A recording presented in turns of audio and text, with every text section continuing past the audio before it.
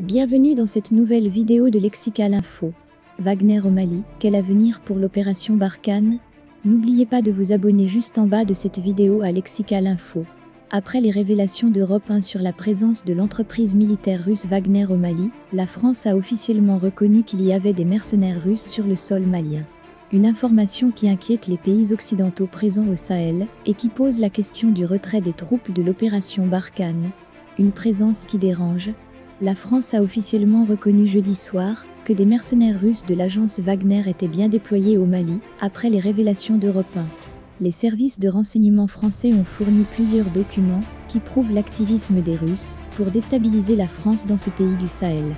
Un déploiement possible sur toute la zone qui inquiète les alliés de la France présents dans cette zone de l'Afrique et qui s'accélère considérablement. Des dizaines voire des centaines d'arrivées de mercenaires au sein même de l'aéroport de la capitale du Mali, Bamako. Un campement a été installé ces derniers jours en urgence, selon une source gouvernementale. Il s'agit d'un campement militaire placé sous la responsabilité de cadres du groupe Wagner. De la nourriture vient tout juste d'y être livrée en grande quantité, ce qui préfigure, selon plusieurs sources bien informées, l'arrivée de dizaines voire de centaines d'hommes de la Wagner. Tout cela est facilité par la logistique militaire russe, puisque dans les airs, les mouvements ont également été repérés. Selon les informations d'Europe 1, les rotations d'avions militaires entre la Russie, la Libye et Bamako se sont accélérées. Les services de renseignement français ont aussi établi que des géologues russes liés à l'entreprise privée Wagner arpentent le désert pour cartographier les mines d'or du pays. Il s'agit là de la technique habituelle du groupe. Quand ils s'installent dans un pays, ces services de sécurité contre-exploitation de ressources pour servir les intérêts économiques de Moscou.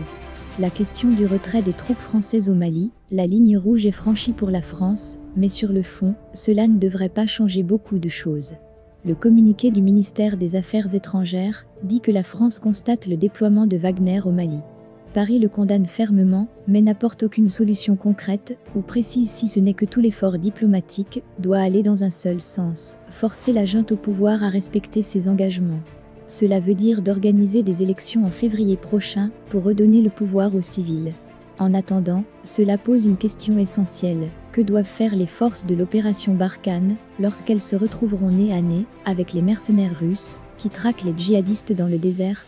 C'est aussi pourquoi, toujours selon les informations d'Europe 1, le président Emmanuel Macron dit en privé être prêt à accélérer le processus de retrait des troupes. Cela pose le risque de laisser un boulevard aux Russes et de donner un satisfecit au colonel putschiste Assimi Goïta. Celui-ci attend qu'une chose, que la France annonce un départ du Mali pour endosser le statut de victime et asseoir sa légitimité en agitant les discours anti-français. Merci pour votre aimable attention et n'oubliez pas d'activer la cloche de notification pour recevoir les prochaines informations.